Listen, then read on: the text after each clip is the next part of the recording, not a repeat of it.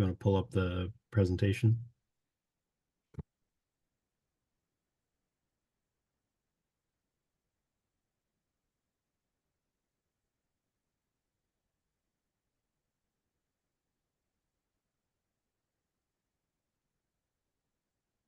Hello, all. We're just waiting for some others to join, and then we'll get started in a moment.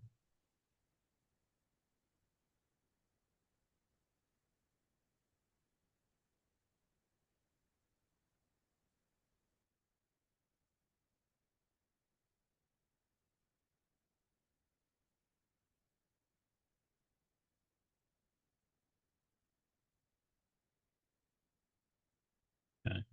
Seems to have slowed down a little bit, so we're still waiting for others to join, but I wanted to welcome you all today to our Better Tomorrow webinar series.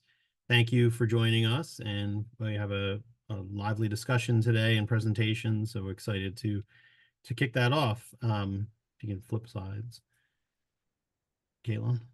So if you're not familiar with the 82 Alliance, so 82 Alliance is a not-for-profit mobility think tank. So we are 501c3, and we're focusing on reimagining how people move throughout our communities. This is with a particular emphasis on climate and mobility, and looking at some of the challenges that we continue to have in our world with climate, with our extreme heat that a lot experienced, extreme rain with a lot experienced, and how can mobility options and choices be a better solution to help with our carbon footprint and lowering our emissions. So it's a major emphasis of the 82 Alliance, and we work with both public and private organizations to help do that. You can flip, Caitlin. Recently, we announced our first board of directors, so we're very excited to have our board, which has representatives from across the United States and the world, and we are very excited to have Jennifer Waters from Urban Engineers as our chair, Lois DeMeester from DSM&G as our vice chair, and Michael Randolph from Princeton University as our treasurer.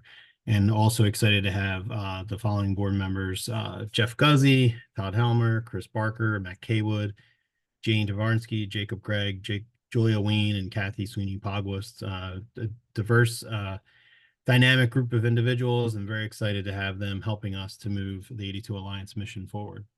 You can flip.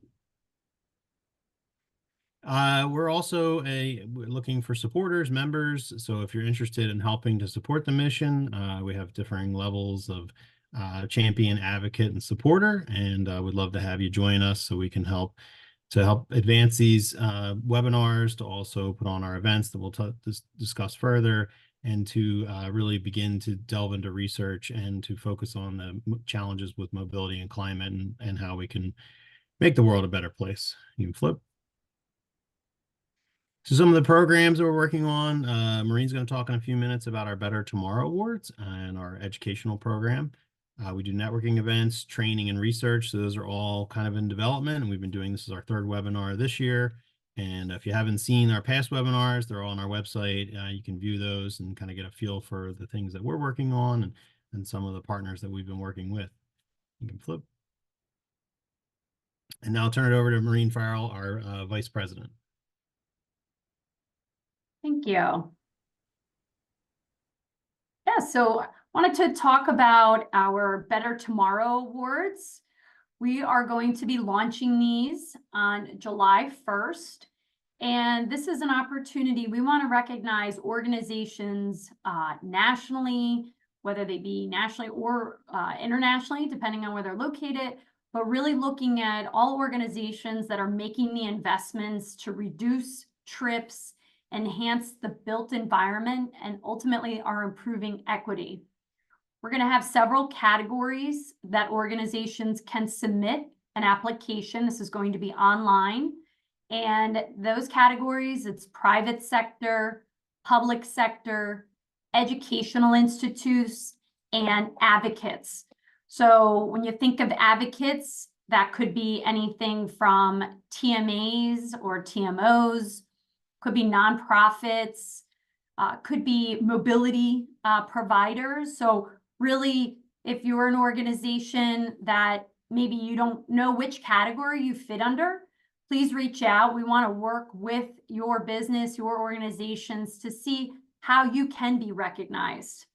And ultimately, as Rob mentioned earlier, with the the high levels and the threats really of what is occurring, climate change, we want to elevate these programs, the investments that are being made all throughout the country, regionally, nationally, internationally.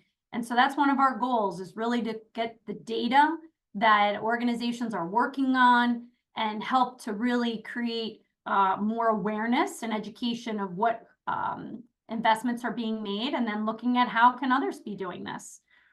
We're going to be recognized organizations on several different recognition levels. So maybe in the beginning, you're going to be recognized at a bronze level, and then we can work with you to see how will you be working toward that silver or gold recognition in the coming years. But we have several levels: bronze, silver, gold, platinum, and ultimately the highest recognition being diamond. Next slide, please. And, thinking about the firm and your location, you may have multiple locations. One of our speaker here today with Bowman, I'll use them as an example. And they have offices throughout the eastern part of the country here. So it doesn't have to limit yourself to just one area. You could be applying for several of your locations. Also thinking of an organization that might help to manage TMAs. That organization can apply for multiple TMAs, and they would each have a separate application. So again, we'll be launching this July 1st, putting out a lot of communication and really getting awareness out there about the application. We think it's pretty easy to navigate online, but again, all questions, happy to answer those. We're going to close the application in the middle of September with the goal of recognizing recipients at our in-person event in the fall. So we'll take time to review those applications and then be recognizing October 9th at our mobility conference. And I'll transition to what we can expect from this event. Next slide, please. And then one more. So our mobility conference, this is the second year we're doing this. We're holding it again in Philadelphia. We are changing it a little bit. And the first day, we're actually going to have an opportunity to really learn a little bit more about climate change. There's a lot probably we know, but this is going to be an educational workshop, and that's going to be held on Tuesday. It's going to be from 1 p.m. to 4 p.m., of course, Eastern Standard, because we're in Philadelphia is where the event's going to be occurred. So it's a climate change workshop. We're going to have a variety of panelists speaking, and this is for really all disciplines to be attending, whether you're passionate or it could benefit your business and your role that you play in your company. So please feel free again to reach out for more information on the workshop. If you're not able to attend and you think you can only come to the one day, this is where we will be recognizing our Better Tomorrow Awards. But we're also going to have a panel of speakers. And so this will kick off at 9 a.m. And then we'll have a variety of paneled speakers. Around lunchtime, be recognizing our award recipients, and concluding around 2 p.m. Light breakfast and lunch will be provided. Opportunity for networking as always. And we saw really great attendance last year for our first mobility conference for 82 Alliance, and we're looking forward to growing that.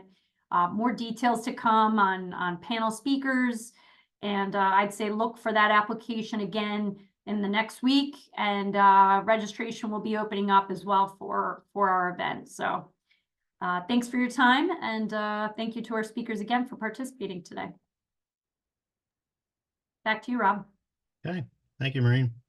So we're very excited, and thank Christi and Veronica for joining us today. We're going to hear about a great project in the Cambridge area, and also the work that Veronica is doing out in Olympia, Washington. So we're going to kick it off first. I'm going to read both of their bios. If you have any questions during, please post them in the chat, and then we will answer them as we can.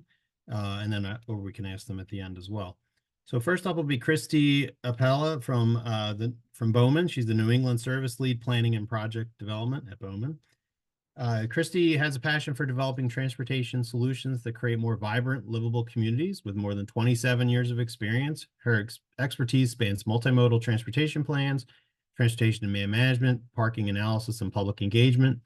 Christi's visioning and strategic nature to transportation planning provides a clear understanding to stakeholders and the public on how to bring their goals to reality. Most notably, her strategic vision enabled the city of Cambridge, Mass. To improve safety at the intersection of Cambridge Street and Hampshire Street in the Inman Square neighborhood. As part of the Kleinfelder-led team, Christi was the lead transportation planner and internal project manager for Bowman. She was responsible for leading the alternative development and analysis process for multimodal safety improvements and overseeing design of protected intersection treatments, separated bike lanes, transit priority, and bus stops, and construction was completed in 2023. After Christi, will be joined by Veronica Jarvis. Veronica has been a transportation demand management planner for TRPC since 2020. Prior to TRPC, she served 2 Washington state governors, one doing transportation budgeting and one being community outreach. Veronica is passionate about sharing the many transportation options in our community and helping people give them a try. She is a Pacific Northwest native and enjoys biking, walking, and busing with her kids, rain or shine. So we're very excited to be joined by Christi and Veronica, and I'm going to turn it over to you, Christi. Hey, thank you, Rob. I'm going to start the presentation here.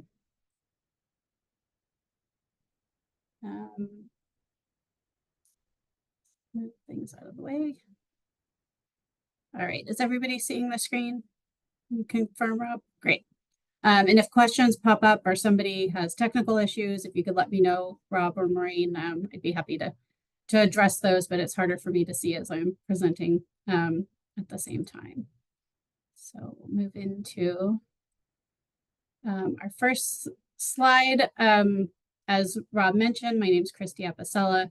I'm with Bowman in the New England region, but we have offices located throughout the company.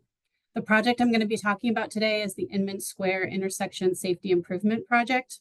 It was done for the city of Cambridge, Massachusetts, as a subconsultant to Kleinfelder, who leads our project teams for on-call services that we provide to the city, something known as their house doctor services that allows them to select consulting firms. So for those of you who may not be familiar with Cambridge, I know we have a bi-coastal audience today. The city of Cambridge borders the cities of Boston and Somerville. You may be familiar with Cambridge from the renowned institutions of Harvard and MIT. I'm going to be talking about Inman Square today, which is located in this area of Cambridge, and it is a thriving neighborhood district. And although it has 3 different bus routes that serve it, it is pretty far away from the MBTA subway lines of the Red Line and the Green Line, making the bus connections that much more important. The project I'm going to talk about has been completed, but when we started in 2016, these were our existing conditions. The intersection of Cambridge Street and Hampshire Street is the heart of Inman Square. It's complex. You can see there's multiple intersecting streets here. It was a confusing layout. It was really the convergence of people who walk and bike and take a bus and drive a car and operate emergency vehicles, and all of them experienced conflicts and delays that resulted in safety concerns. The conditions at that time, you can see the large complex intersection, the amount of distance that a cyclist would have to travel to clear that intersection. It made it challenging for anybody who walks, bikes, takes a bus, or drives. So it was very long intersections. Buses weren't able to access the curb very well because of the design. And as you can see in the top photo, the city did try to do some interim improvements of adding additional bicycle lanes that were added through the main part of the intersection. And keep an eye out on this historic fire station that's there that is still active, is something else that we were contending with throughout this project. The conditions when we started is that this is a high crash location. It's the intersection safety improvement project. There was 69 crashes in 5 years, and it exceeded the MassDOT average crash rate. 15 bicycle crashes were documented, as well as 5 pedestrians crashes between 2008 and 2012. And then the urgency of addressing the safety issues really became essential in June of 2016, when there was a tragic incident that claimed the life of a cyclist involved in a collision with a vehicle. The city of Cambridge is really a national leader in supporting active transportation. It's notable that even before these safety improvements, you can see the volumes of people that are using this intersection, that almost half of the trips that were going through this area during the morning peak hour were by something other than driving. So it was almost an even split of the number of vehicles going through here, as well as people who are walking and biking, and a high number of people who are taking a bus as well. So getting into the overview of our project, the city recognized the pressing need for enhancements, and the goals of the project were to support this project through both Vision Zero and Complete Streets. But it's also policies and plans that form the basis for street reconstruction in the city of Cambridge overall. So as you might expect, there's a pedestrian plan, a bicycle plan, a transit plan, but consistent with the theme of this webinar today, there's also policies and plans that have to do with sustainability.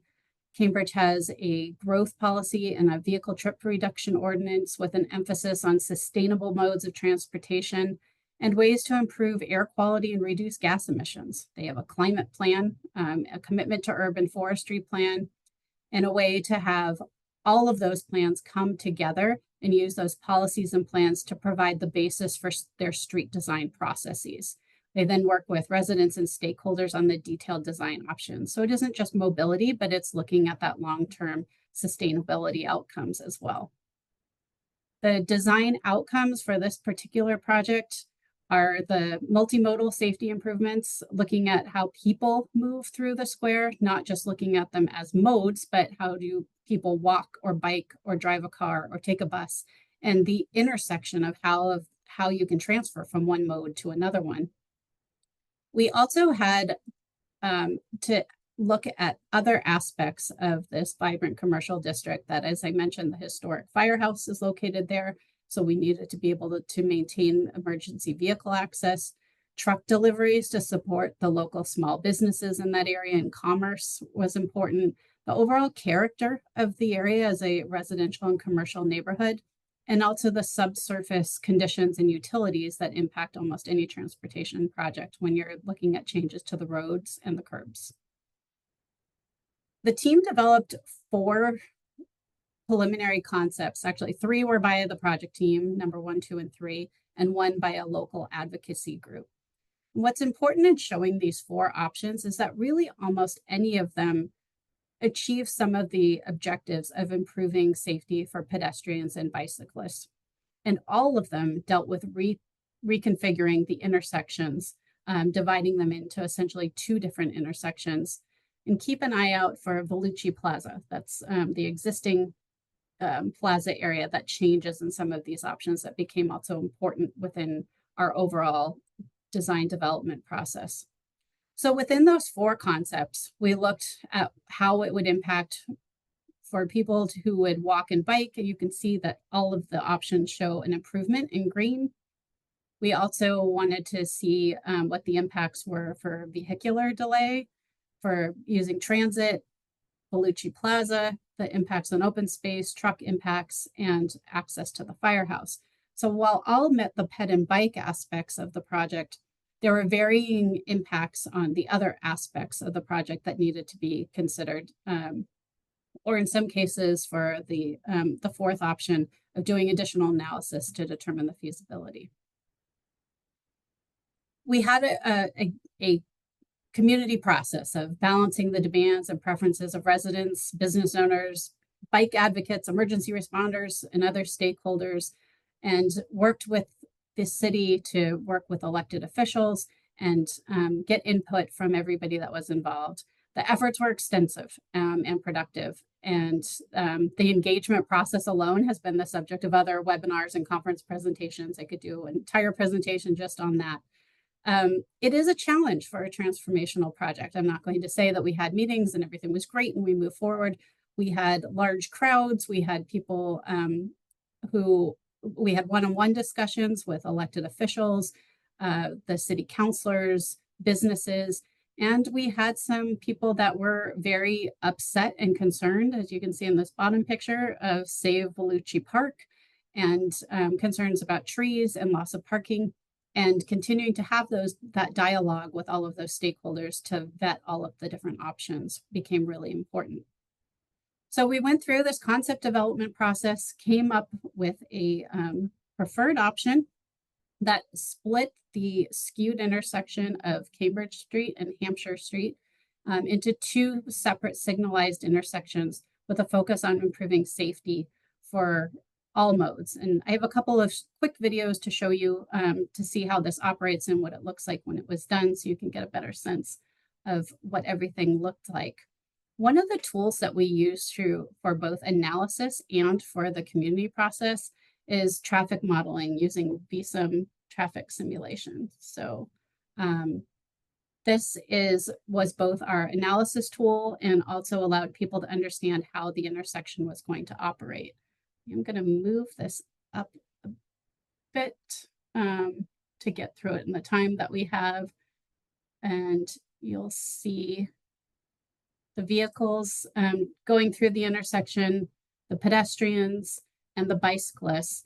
What's important to see in this simulation is that we provided protected intersections to improve pedestrian and bicycle operations, but we also provided separation in time.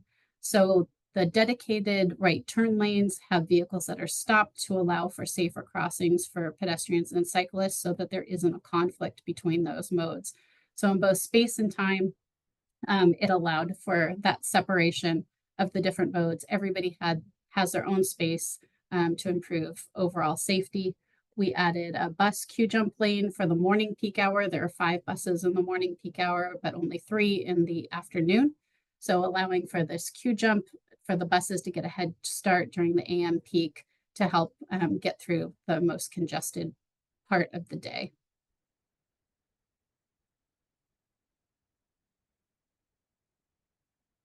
So the project moved forward with the preferred alternative. It was a successful outcome due to the commitment of the city staff and the support of the project team, working with the stakeholders and the city council to move this forward. It was bid in April of 2019, and it was substantially complete in fall of 2023.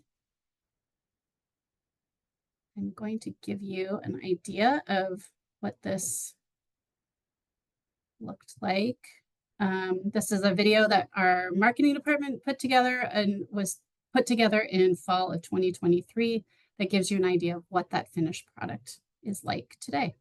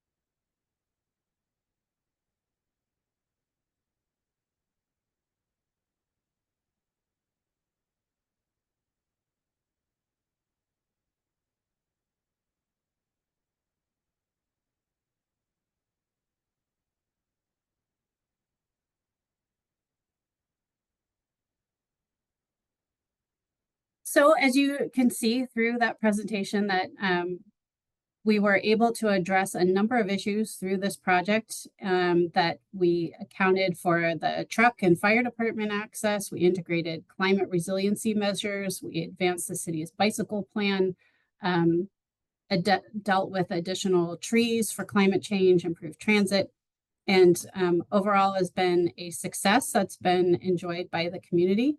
It took a long time to get through, but in the grand scheme of things, about 6 years start to finish. We feel that it was a process that was challenging, but very rewarding as the final outcome. So with that, this is my contact information if you want to follow up with questions after the webinar, the project website through the City of Cambridge, and also Bowman's website for more information about the project. So with that, I will turn it back over to Rob. Great. Thank you, Christi. That's exciting. That's a really fun project, and I know they're labors of love. Yes, for sure. How long it could take. So thank you, and excited to ask some follow-up questions about that, and I hope others as well. If you have any questions, please put them in the chat or the Q&A, and you can do that now or as we go along. So next up, we have Veronica. Thanks, Rob. Christi, thanks for that presentation. Super cool. And I love when people do innovative new transportation planning. So awesome. Great work. So Rob introduced me. I am a TDM planner at Thurston Regional Planning Council, which is the MPO in Olympia, Washington. And today, I want to talk about sort of where we're headed in TDM. I know everyone here knows that TDM is a great strategy for reducing greenhouse gas emissions and reducing vehicle trips. And we've had a head start on that here in Washington State. We've had the commute trip reduction program for over 30 years. And we have started to look beyond the commute and to see what's next. And talking about TDM for a Better Tomorrow just made me think I would love to share sort of where we're headed as a state with what will be next for TDM, but just sort of the new horizons for looking at climate change. In our state, we've done a lot of work on climate change, and we know that the main contributors are our transportation system and the buildings in our state. And so looking at how we've made more energy efficiency updates to our building codes in Washington State has been a big one. And then we're also looking constantly at ways we can reduce trips and the need to make trips. Next slide, please. So, exactly as I said, the more TDM we can do, the better our climate can be. And I put this slide here because I think, and I'll be fully transparent, I used AI to generate this slide.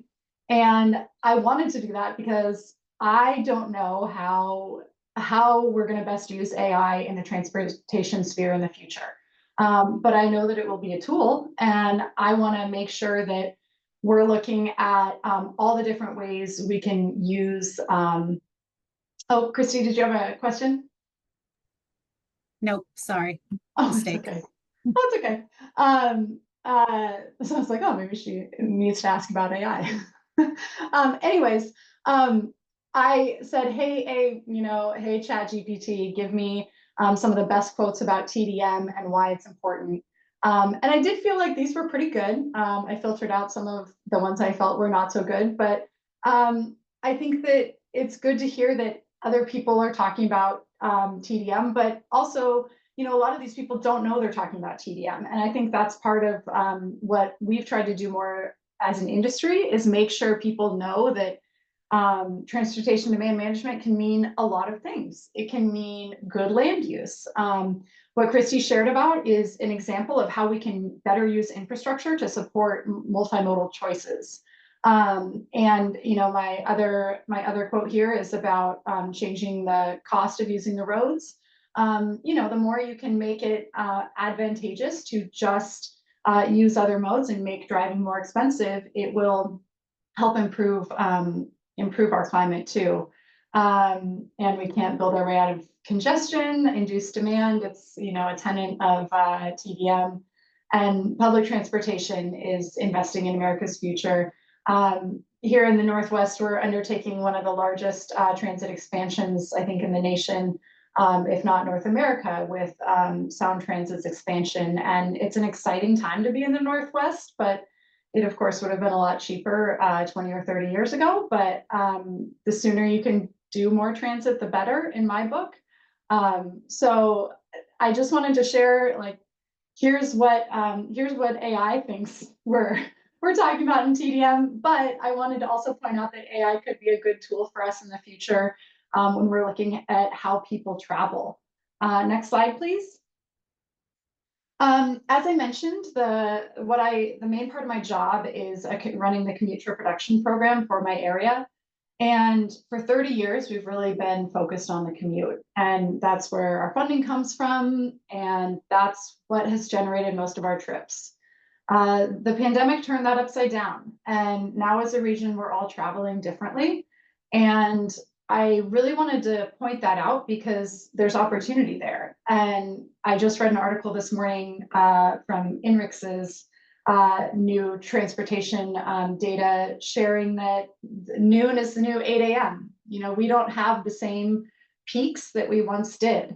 And it's not that the 8 a.m. traffic has gone away, but that we also have middle of the day traffic now because people are doing more errands during the day because they're not necessarily at their office. So looking at how things have changed and how might we adapt a lot of our strategies to be all trip strategies rather than just commute. And for us in Washington State, how that looks is we have a program that operates through employers.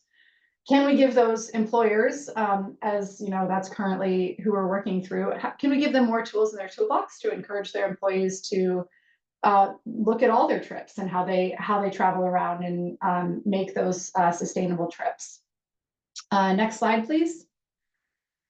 I did want to share what I do collect is commuter data every 2 years, and we just undertook a huge survey at the end of 2023. So this is pretty current data, and you know, all my work at trying to get people to survey is just boiled down to this one chart right here.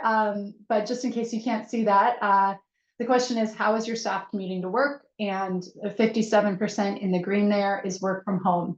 So just to show that our region has really leaned into work from home and we haven't leaned out. And the 36% there, which is the other main big chunk, is the drive alone rate. The yellow is bike, the orange is carpool. We've always had a pretty good carpool rate. The light blue is bus, and then I think that's probably the most important ones to call out. We have ferry. We have a lot of ferries in the Northwest, so some people use that as part of their commute. But easy to see that most people are still telecommuting in the Northwest, and it doesn't seem like that's making a big shift anytime soon. So recognizing that, we have to look at how can we better serve our population if we're not looking at the commute anymore. Next slide, please. So we are starting to look holistically and look how can we better serve our communities with new venues for transportation demand management strategies. So our TDM technical committee in Washington State just had a presentation last week about how TDM can be used for recreation. What a lot of people do is during the winter, they go up skiing on our mountain passes, and they're running out of parking up there. So now there are parking lots, 30 miles away, and you hop on a bus and you get on a free bus that takes you up the mountain instead. We have our transit system in Seattle, King County Metro, does specialized shuttles to hiking trailheads in the summer near Seattle, because those parking lots also were, even with managed parking lot, they were charging for parking. They were running out of space and there were too many people, and they don't want congestion near all those beautiful trailheads that we have in the Northwest. So we're leaning into recreation, and also at our concert venues, trying to get more shuttles to our concert venues around the state. Everyone knows a good summer festival is a lot of fun, but if you can't find a place to park or you can't get there because there's too much traffic, it makes it less fun. So also looking at events in our areas, how can we provide more multimodal options to get to large events? Looking at what are still the traffic generators in our areas, and schools continue to be those. They went through a really interesting time during the pandemic where we had such a large bus driver shortage that people were encouraging parents to drop their kids at school, which breaks my heart. But if your other option was a school bus that might get canceled or one that was running 2 hours late, it was not a good solution. So having people get back out of those habits from during the pandemic when the bus situation was not good, and getting them to try different options of walk, bike, or yellow school bus or transit is something we're really excited about. And additionally, something we're embarking on right now, just applying for a grant for TDM in high schools, which I think is a really good new horizon for the TDM movement, because those high schoolers are about to become my commuters, and having a formative time of making transportation choices when they are in high school and gaining independence. And we've seen a lot more people in our region that are choosing not to get their licenses. They are taking the bus. We have a fare-free system in our region, and so you can hop on the bus for free. With the advent of e-bikes, we're seeing a lot more folks use e-bikes, and it's such a great solution for a lot of people that they don't see the need to get a car, which is an exciting solution for them. But we're seeing if we can do that to a higher degree, and really help improve some of that safety around schools, because the young drivers are the ones that get in collisions the most easily and practice unsafe driving, unfortunately. So looking at how we can get more multimodal options near our schools. Next slide, please. And who will be our next TDM audiences? You know, if you've ever done any social marketing or targeting to your audience, right now we're looking so much at, you know, the commuter and how can we get these specific pockets of people at a specific work site to do something different based on exactly who they are. And now we're looking broader on the horizon and saying who will be next that we're looking at. And exactly as I just mentioned, we're starting to look at high schoolers. We just started in our state a fare-free youth program. So if you're under 18 in the state of Washington, you can ride any transit system for free. And that includes our regional rail system and our commuter rail system. So within the state of Washington, we have people that can ride our Amtrak Cascades from the southernmost border to the northernmost completely for free. Getting kids to start making those habits and making it really affordable for families to travel. I think that's one of the most exciting things that opens up. If you're a family that wouldn't be able to go somewhere otherwise, if you just have to pay for one or two parents or guardians, it's much more affordable travel than anything else. So getting those habits to start young is really where we're looking in our state. And I think it's really exciting because that is what's going to help us produce a better tomorrow, is to get those youth excited and engaged with transit and other multimodal options when they're young and forming habits. Next slide, please. And that's really what I wanted to talk about. I really would love to have a discussion, if possible, and just hear more about what others are seeing as the new frontiers for TDM in their areas. And if you have any questions about things we're doing here in Washington, but I really do, I want to hear about what's going on around the country, because I think that learning from each other is the best thing we can do. So thank you so much. Thanks, Veronica. Mm-hmm. All right, so I don't see anything in the chat of the Q&A, so I encourage you to, to add to that, and we can have a discussion here. And I have some questions for both of you. And Christi, I'll start with you. You mentioned, in addition to some of the commute reduction and other things, an urban forestry plan and making sure to adhere to that. Can you kind of explain a little more of what that is?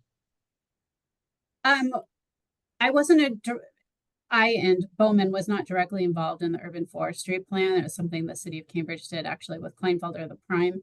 The reason it became really important in the Inman Square project is that that Volucci Plaza that I showed, that was kind of on the left side of the drawing, had some large old trees that were part of the park that became controversial because as we realigned the roads and we were looking at ways that we could move the plaza area, the roadway reconfiguration allowed us to flip the Volucci Plaza to the other side of Hampshire Street that was closer to businesses and allowed for outdoor seating and those sorts of things.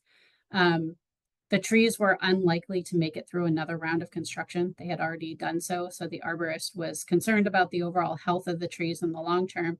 So relying on that urban forestry plan, there were studies that were done of what the 10-year tree canopy was going to be with the new trees that were going to be planted with newer technology and treatments that are allowed now with having better tree soil and green infrastructure to allow for those trees to grow faster and be healthier than the ones that had been there before that were sort of boxed in a tree well. So overall, over a 10 to 15-year period after construction, the newer trees would grow to a point that it would create more shade within Inman Square than the existing conditions if those 4 large trees remained. It allowed for a better tree canopy and also allowed for some changes in one of the off-street lots for additional trees. So that's where one of the sustainability, climate change, tree canopy, urban forestry plan was linked to a transportation improvement, which was really innovative for the city of Cambridge to be able to rely on both of those to achieve their objectives. No, I think that's great. I mean, it's another piece in the puzzle, I think. And, Absolutely. talk about the climate can be so overwhelming, given how large it is and how many varying factors there are. But just in California, there was a piece on as much as it is reducing its capture.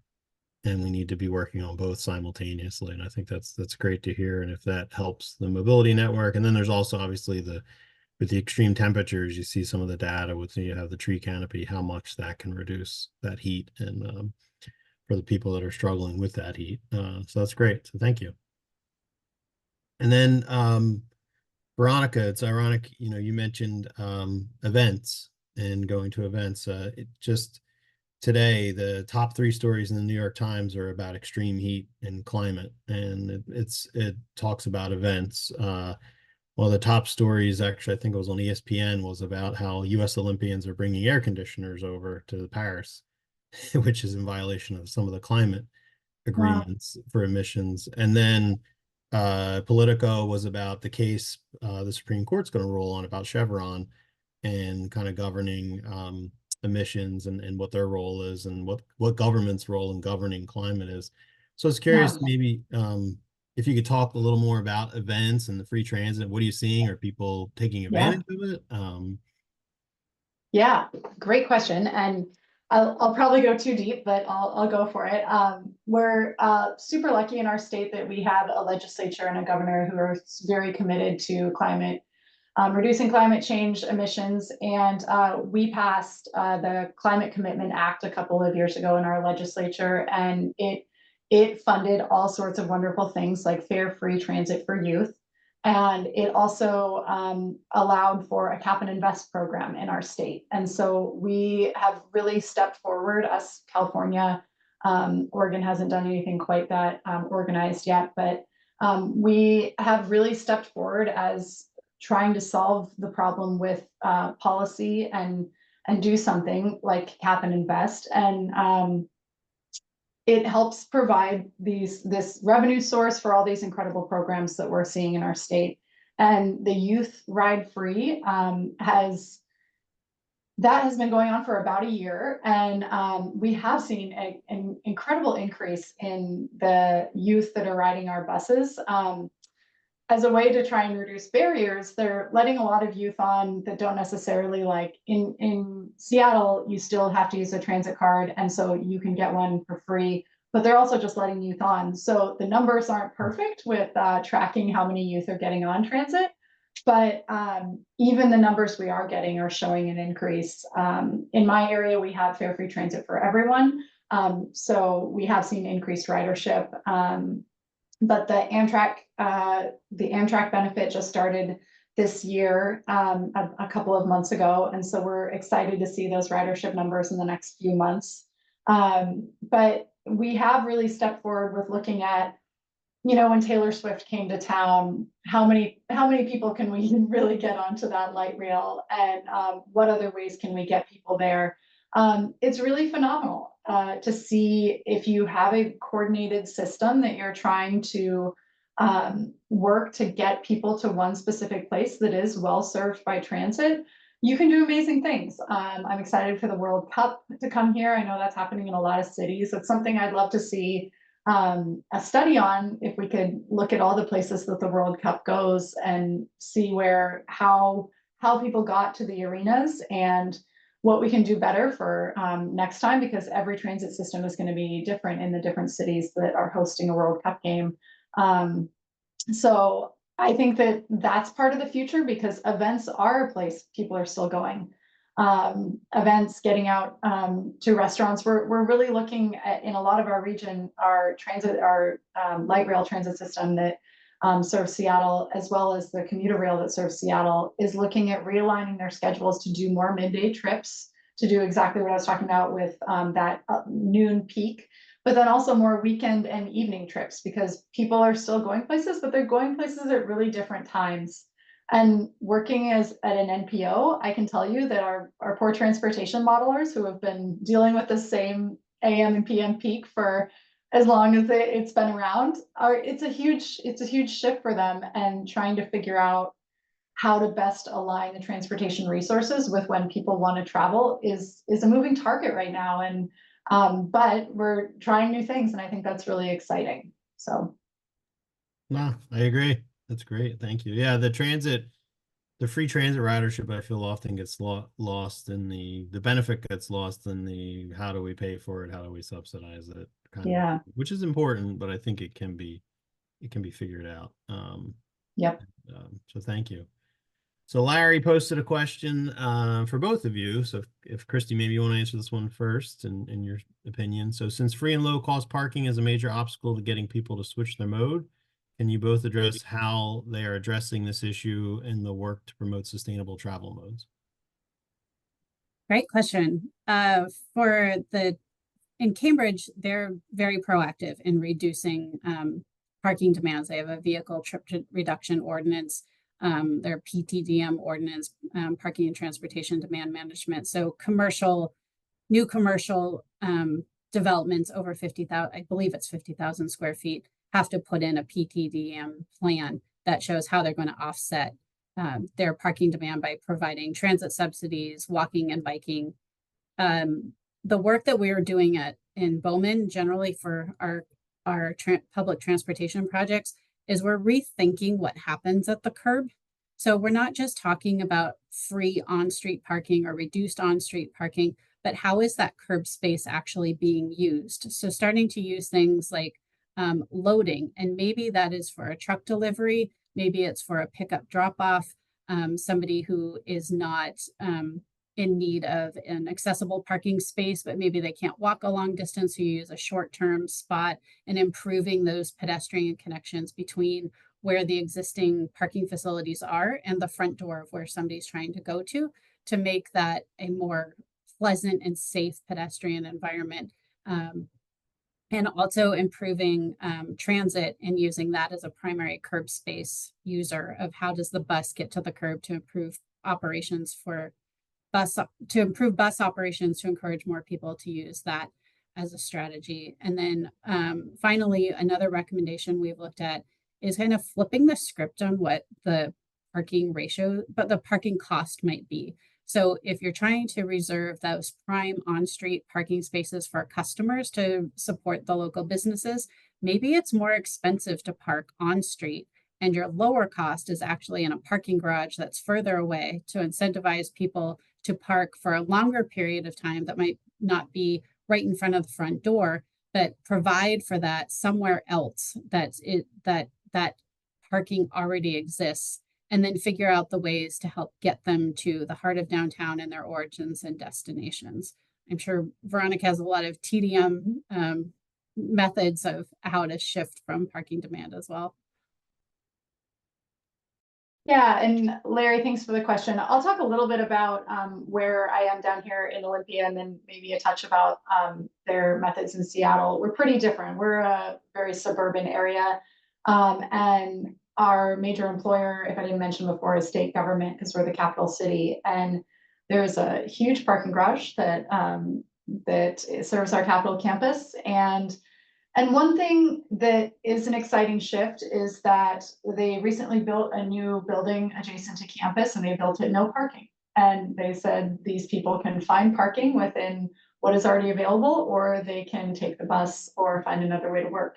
And it was an adjustment for the people that that moved into that building, but there's room. And they also restriped the parking garage to make the spots really skinny. Which is a sneaky move, but yeah, there's spots available. We've seen, as I showed in my graph with the influx of telecommuting in our state, we have so much capacity from where we used to be in all of our parking garages. But I think what's exciting is now we're really starting to look at where we can consolidate facilities onto our shared campus. Right now we have satellite campuses in other areas of town, and they're combining more people that have a duty station, or they're, you know, where they report to work technically, as our capital campus. And there's more people than desks in that area. And I think that's an exciting shift because we're trying to maximize our space and getting out of some rented facilities for the state government, which saves taxpayer dollars. But looking at really maximizing the space we own and making sure that all the parking spots are used to their highest degree. And then in our town, we've charged for parking for years and have just recently expanded we had a downtown only, no parking requirements when you build. And we've just recently had a few big apartment complexes come in there. And so they built very little parking, but then they recently expanded that and also looked at where in the area, the requirements as a state, we updated if you need to have a specific number of parking spots or garaged parking when you build new housing. I think that's been one of the exciting things our state uses. Has the Growth Management Act and does comprehensive planning every couple of years. And I could get real wonky real fast, but I would say we're pretty lucky that we've been looking at these kind of things for a long time and seeing how we can update them to make more efficient use of our spaces. And what you said, Larry, if you can't charge for it, just make people build less of it in the future. So it starts to squeeze back the other way. I think we have a long way to go. But we're taking steps in the right direction. Great, thank you. And then Christi, there's just a question for you in the chat. I don't know if you can see that. If you want to read it real quick versus me reading the whole thing, but basically looking at further vehicle pedestrian studies and some additional information. Yes, excellent question about post-construction analysis. I'm not aware that there has been a complete study that has been done because it was just completed in April of 2023. And I know we're just starting to look at post-COVID and how vehicle trips and bike and ped trips have changed. So I don't know the latest crash statistics in that location. Cambridge does often do a post-construction analysis. We worked with them on that for another roadway project, Western Ave, that had separated bicycle lanes to show what the reduction in crashes and the increase in pedestrians and cyclists of a build it and they will come kind of model. So I think it's important. We don't have that data yet. Unfortunately, there were 2 fatalities over the last 2 weeks in Cambridge with cyclists and trucks in other locations. And so the city is continuing to look at what can be done as short-term quick build projects to improve safety versus the longer full construction project like an Inman Square. So they're constantly looking at that, but I agree that having that pre and post construction data is really important. And I would not be surprised at all if Cambridge is going to look into doing that in the next couple of years to compare. Great. Thanks, Christi, and thank you, Matt. Veronica, I have one for you. So you mentioned working with high schools. So I'd love to hear kind of some of the challenges or that you're seeing working with high schools, knowing I have a high school age and I know there's others that do, but there's also challenges with that. And just love to hear some of the challenges and maybe the ways you've overcome that. Yeah, well, so yet to come, I am applying for a grant that's due today to do a high school TDM project. So mostly I've been doing a lot of research so far about the population, hearing about what other people are doing across the nation. I found, I put a question out on Act Connect to see if anybody else was doing high school TDM work and got some great feedback about people doing all sorts of different projects about, trying to make kids safer drivers, a very traditional TDM program happening in Boulder, and really a lot of like specific marketing to teens because they're a different animal. What I did go visit a high school and just to start getting information for my grant, and I think one of the things that came out to me that I forgot that the teens prioritize so much was sleep. They said, if you do anything to make me sleep less, like if I have to wake up 5 minutes earlier to make a bus, I won't do it. And I was like, oh, okay. So it helped remind me that we need to look at, what incentivizes people, sleep. But I was throwing out amounts of money. I was like, what if I gave you $20 a week? And they're like, no. And it was like a hard no from everyone. So looking at them as a really different population, but looking at that and thinking, what can we do with school travel and school start times? We have districts in our area. One of them starts at 9:15. One of them starts at 7:30. There's so much more coordination we could be doing with the different busing systems, as well as activities for after school. I think that was another thing I heard loud and clear was activities and after school jobs is how do I get to those? And that's where the transit system can really help out if it's well served to the particular school facility, is making sure kids understand that they can use the transit system to get to their jobs or get home from their after school activities is key, because there's not activity buses like there once was. So just reminding myself that they're a really different population than adult commuters, and I'm in for it. I'm looking forward to it, but it'll be challenging. Okay, great. Well, if you want to talk offline, I can give you all kinds of opinions on the transportation system of the school. What the teens want. Oh, yeah. It's great. Yeah. Well, now thank you both, and I think we're going to wrap up. But want to remind you again, we'll have our 82 award applications, Better Tomorrow Awards, out July 1st. So look for that. Encourage you to apply.